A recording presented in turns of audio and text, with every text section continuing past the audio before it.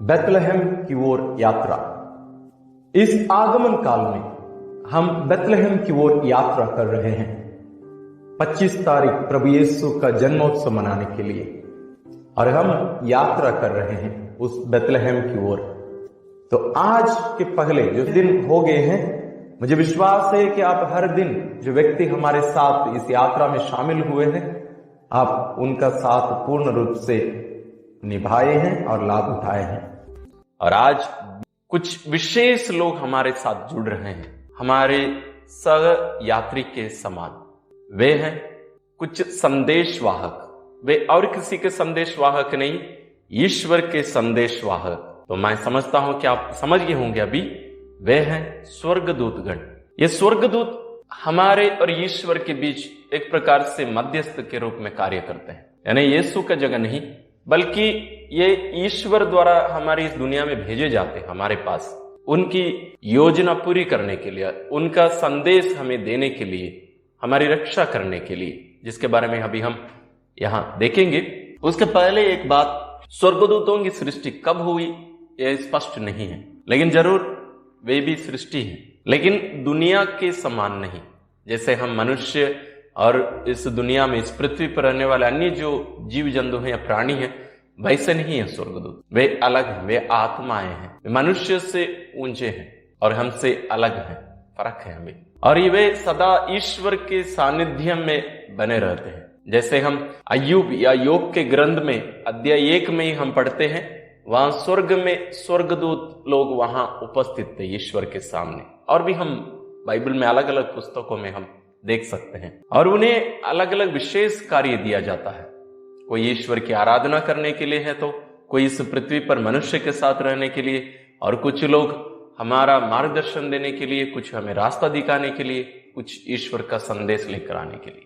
और हम उनमें से कुछ महत्वपूर्ण उनकी जो जिम्मेदारी है, उनके जो कार्य हैं, उन पर हम थोड़ा सा दृष्टि डालते हैं। सबसे पहला है, वे हमारी रक्षा करते हैं, हमारी सुरक्षा वे प्रदान करते हैं।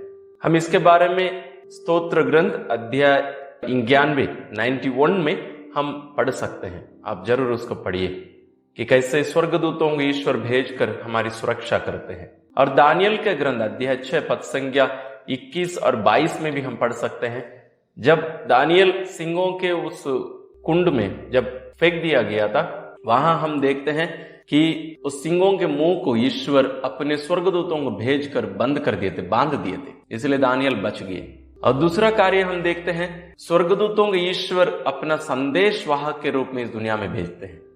जैसे जकरियस को जो संदेश दिया गया था, मरियम को जैसे संदेश दिया गया था, इस प्रकार हम बाइबल में और भी जगहों पर देख सकते हैं। और वे हम पर अपनी दृष्टि बनाए रखते हैं, इसलिए नहीं कि कहीं हम गलती कर बैठे और वे हमें पकड़ लें, नहीं, बल्कि हमारे देखरेख करने के लिए। जैसे माता पिता अपने छोटे बच्चों को खेलने देते हैं, लेकिन उनका नजर पूरा उनके ऊपर रहता है। इसलिए नहीं है कि उन लोग गिरेंगे तो डांटेंगे, उसके लिए नहीं, बल्कि वो कहीं गिरे तो तुरंत जाकर उनकी सुरक्षा करने के लिए, उनको उठाने के लिए। और जब हम गिर जाएं तो हमें प्रोत्साहन देने के लिए भी स्वर्गदूत लोग हैं। ये प्रोत्साहन देने का भी कार्य ये करते हैं। और ये जब हम मान लीजिए कहीं हम फंस गए, तो ये हमारी सुरक्षा भी करते हैं। ये हमेशा इस दुनिया में है, और इसलिए क्योंकि हमारी सुरक्षा करने की जरूरत है, क्योंकि हम सभी साधारण लोग नहीं हैं, बल्कि हम ईश्वर की संतान बनने के लिए बुलाए गए हैं। हमारे लिए ईश्वर की जो योजना है, वो पहले से ही ईश्वर अपनी तरफ से पूरी कर लिए हैं। इसलिए हमें स्वर्ग पहुंचने का जो कार्य है, उसके लिए ये स्वर्गदूत हमारी सहायता करते हैं। और सबसे महत्वपूर्ण एक कार्य ये हमारे लिए करते हैं, वो है हमारी मृत्यु के समय हमारा देखरेख करते हैं। ये हमें अनाथ नहीं छोड़ते, हमें अकेले ही ऐसे छोड़ नहीं देते। इसका एक उदाहरण हम लूकस अध्याय 16 में हम देख सकते हैं। उस गरीब भिखारी लाजरुस, जो अमीर व्यक्ति के घर में पड़ा हुआ था, उसके बारे में प्रभु यीशु कहते हैं, जब उस गरीब व्यक्ति की मृत्यु हुई तो स्वर्गदूत आकर उसको ले गए और इब्राहिम के गोदी में रख दिए। यानी स्वर्गदूत लोग आए थे। तो बात यह है कि स्वर्गदूत हमेशा हमारे साथ है, भले हम उनको देख नहीं सकते हैं अपनी इस आंखों से, लेकिन वे हमेशा हमारे साथ हैं, हमारी मदद करने के लिए। और विशेष रूप से हमारी मृत्यु के समय हमारी मदद करने के लिए वे हमारे साथ हमेशा हैं।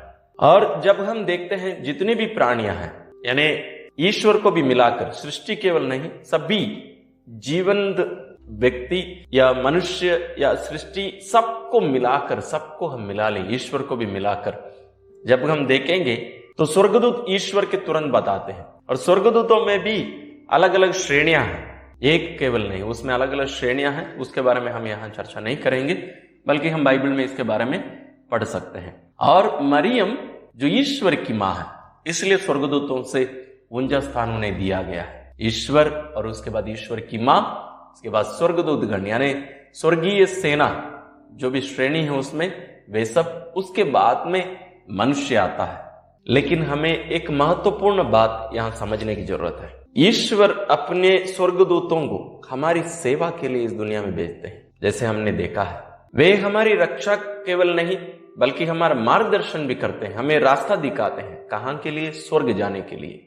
ईश्वर के उस स्थान, भवन जो हमारे लिए तैयार किया गया है, उसकी ओर हम जो यात्रा कर रहे हैं मानव जीवन का, उसकी ओर हमारे लिए इस मार्ग में वे हमें रास्ता दिखाते हैं। और विशेष रूप से जब हम इस वर्ष प्रभु यीशु के जन्मोत्सव की तैयारी कर रहे हैं, इस यात्रा में वे एक विशेष उपस्थिति के द्वारा वे हमें मार्गदर्शन देते हैं, हमें रास्ता दिखाते हैं। और जैसे मैंने कहा, वे हमसे बड़े हैं, फिर भी वे हमारी सुरक्षा के लिए, हमारी सेवा के लिए ईश्वर द्वारा भेजे गए हैं। क्यों? क्योंकि हमें यह सौभाग्य मिला है मनुष्यों को कि हम ईश्वर की संतान बन सकते हैं। लेकिन देखिए स्वर्गदूतों को, वे भले हमसे ऊंचे स्थान पर है, फिर भी वे हमेशा सेवक ही रहेंगे। बल्कि हम सेवक नहीं, हम ईश्वर की संतान बन सकते हैं। वही यीशु मसीह में हमारे लिए ईश्वर की योजना और बुलाहट। लेकिन इसमें एक महत्वपूर्ण बात हमें ध्यान में रखने की जरूरत है, वो है जो दूत, स्वर्गदूत जो थे पहले, वास्तव में उन लोग भी स्वर्गदूत थे, लेकिन उन लोग ईश्वर की आराधना करने से इनकार कर दिए और इसलिए स्वर्ग में युद्ध छिड़ गया था और वे नीचे गिरा दिए गए, जिसके बारे में हम प्रकाशन ग्रंथ अध्याय 12 पद संख्या 7 से 9 तक हम देख सकते हैं, जिसमें हमें बताया जाता है, तब स्वर्ग में युद्ध छिड़ गया, मिखाएल और उसके दूतों को पंखदार सर्प से लड़ना पड़ा। पंखदार सर्प और उसके दूतों ने उनका सामना किया, किंतु वे नहीं टिक सके और स्वर्ग में उनके लिए कोई स्थान नहीं रहा।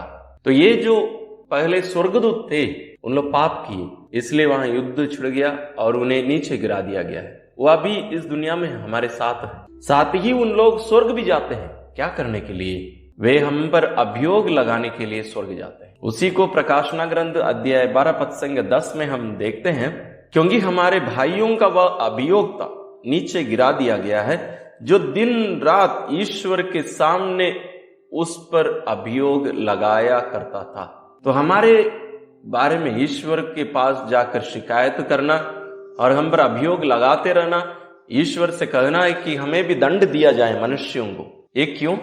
ये नरकदूत या जो पहले जो स्वर्गदूत, अभी जो शैतान है, नरकदूत हैं, ये क्यों इतना इच्छुक हैं, इतना रुचि रखते हैं कि हम भी ये जो बुलाहट, ईश्वर की संतान बनने की जो योजना है, उससे हम गिर जाएं। वो क्यों ये शैतान ये कार्य करता है? ताकि हम शैतान की संतान बन जाएं, शैतान की संतानों की गिनती बढ़ते जाएं, उसके लिए शैतान कार्यरत है। जब हम बेतलहम की ओर इस यात्रा में, ये 20वां दिन स्वर्गदूतों के साथ हम ये यात्रा कर रहे हैं, इस संदर्भ में हम स्वर्गदूतों की दृष्टि से प्रभु यीशु के जन्म को भी हम थोड़ा सा देखें। यहां यदि हम सोचें उनकी दृष्टिकोण से, तो शायद उनको दुख भी लगता होगा। मैं इसलिए कह रहा हूं क्योंकि जब वे देखते हैं कि ईश्वर को मनुष्य बनते हुए, ताकि उसके द्वारा हम मनुष्य ईश्वरीय जीवन में, ईश्वरीय स्वभाव में, ईश्वरीय महिमा में सहभागी बन जाते हैं, और स्वर्गदूत वे सेवक ही रह जाते हैं। और हमें ये जो बेतलहम में जन्मा, वो स्वर्ग से उतरी वो जीवंत रोटी को खाने का अवसर, ईश्वर को ग्रहण करने का अवसर हम मनुष्यों को दिया गया है। लेकिन उनकी आराधना स्वर्गदूत लोग करते हैं। उन्हें यीशु को ग्रहण नहीं कर सकते हैं जैसे हम ग्रहण करते हैं। जो उनकी सेवा करते हैं, उनकी आराधना करते केवल रहते हैं। हमें यह सौभाग्य मिला, हमें सौभाग्य को अपनाएं और यीशु के इस जन्म को हम विशेष रीति से उनकी दृष्टिकोण से भी हम देखें, ये जो सौभाग्य हमें दिया गया है, जहां ईश्वर और मनुष्य मिल जाते हैं, जहां मनुष्य का ईश्वर के साथ मेल कराया जाता है, जहां ईश्वर का पुत्र इस दुनिया में आकर मनुष्य रूप धारण करके आकर दोनों परिवार, ईश्वरीय परिवार और मानवीय परिवार को एक बना देते हैं। इस महान रहस्य को हम दिल से लें, हम उसको ग्रहण करें, अपनाएं और स्वर्गदूतों को हमारी इस यात्रा में हम आगे ले चलें। आइए हम प्रार्थना करें। हे परम पावन दयालु पिता, हम आपको धन्यवाद देते हैं आज के सुंदर दिन के लिए, विशेष रूप से आपके पुत्र के लिए, जिनके द्वारा आप हमें अपनी संतान बना लिए हैं। परम दयालु पिता, आज विशेष रूप से हम प्रार्थना करते हैं कि आप हमें जो सौभाग्य प्रदान किए हैं, जो आप स्वर्गदूतों को भी नहीं दिए, कि हम आपकी संतान बन सके। प्यारे पिता, इस महान अनुग्रह को, इस कृपा को हम ग्रहण करके आपके सुयोग्य रीति से जीने की कृपा हमें प्रदान करिए, ताकि हम आपके पुत्र का जन्मोत्सव भी योग्य रीति से मना सके। हम ये प्रार्थना करते हैं अपने प्रभु क्रिस्त के द्वारा, आमीन। तो आज हमारे साथ जो सहयात्री हमें बेतलेहम जाने में मदद किए आज की इस यात्रा में, इन स्वर्गदूतों का साथ हमेशा हमारे साथ है। हम इनको अपने जीवन में जगह दें और उनकी आवाज हम भी परखें, जाने और हमारी यात्रा सफल हो सके। हम इसकी कामना करते हैं और ईश्वर आपको आशीर्वाद देते रहें।